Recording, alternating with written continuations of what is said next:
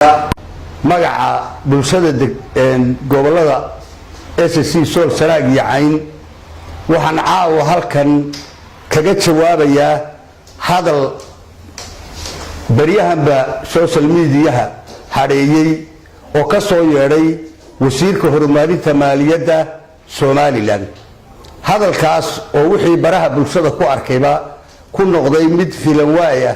oo la qaadan waayay laba qodobna ugu noqday horta qolada uu sheegto qabiilka uu ka dhashay uu ka soo jeeda waa beesha ciida gale waanuna naqaanaa beelaha waqooyi dega waa beelihii sandaladaha soo jireenka ahaan jiray anigu waxaan filayaa taa iyada ee kullay Soomaalidu waxa la barigii xaruntii daraawiista ee Giriidku jabiyay caruur fara badan baa laga tagay xaruntii daraawiisto dad baa kala urursaday qabiilada Soomaaliyeed bayna ka mid yihiin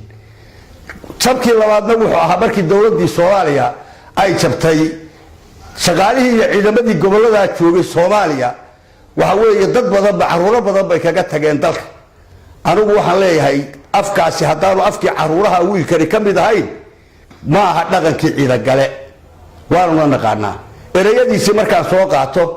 sool waxa ka soo gala wax kootarabaan hadduu cid ka soo galo khamrigu Itoobiya ka yimaada xadkiinu ka soo gala qaadkuna xaqiinu ka soo gala dhaqanna uma lihin markaad leedahay qofka haddaan diin celinayn oo dhaqan celinayn anagu waxaan nahay xaruntii daraawiisheed waxaanu nahay kuwa awooyaasha gaalada ka xoreeyay waxaanu nahay hoygii diinta dhaqanka iyagana waa la yaqaanaa dadnimada iyadana waa la yaqaanaa waxaa nasiib daraa oo abriyahan ku arkay baraha bulshada wasiirada loo xulay madaxtooyada Somaliland qaar kamidii inay ama gabdhaha caayeen ama taariikhdii soo jireenka ahayd ee Soomaaliyeed ahayd ee waqooyi lahaa ee dhaqanka ahayd waxa bari dhaweed maqlay nin wasiir baa wuxuu qoray Sayid Maxamed Cabdillah Xasan buu ku qoray masheekh buu ahaa Saydaan waa taariikhdii Soomaaliyeed ahayd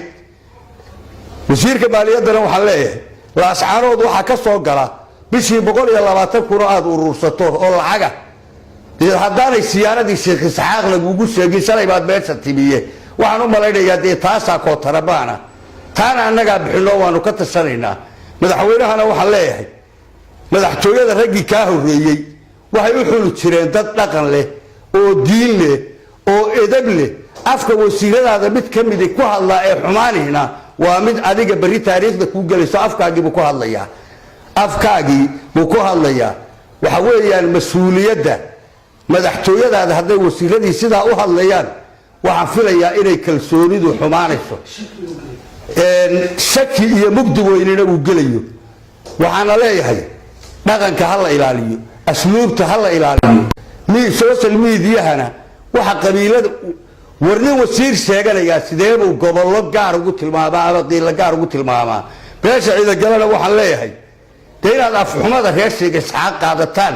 maanta waa nasiib darro antistaana jawaabteeda waa la idinka sugayaa inaad ka jawaabtaan waxa kaloo nasiib darro wasiirada dhigiisa ee gobolada ka soo jeeda maalin walba wiil asaagoodii inuu dadkooda iyo goboladooda caayo iyana ay dhahways u rogtaan waxaanu leenahay ka jawaaba wasiir baa u jawaaba nin walba dhigiisa u jawaaba yaad u hamranaysaan oo uga hamranaysaan baanu idin leenahay idinkay taariikh xumo idin tahay wasiirka maaliyadda ee maanta waxa ku hadlayna waxaanu leenahay waxa laascaanood ka soo galana waanu ka tashanayna maalinta timaadaan baadna adiga kala mid hina jawaabteeda aad helisan Soomaaliduna waxay ku maahmadaa tubaynba tacabki kaamal wa salaamu alaykum wa rahmatullahi wa barakaatuh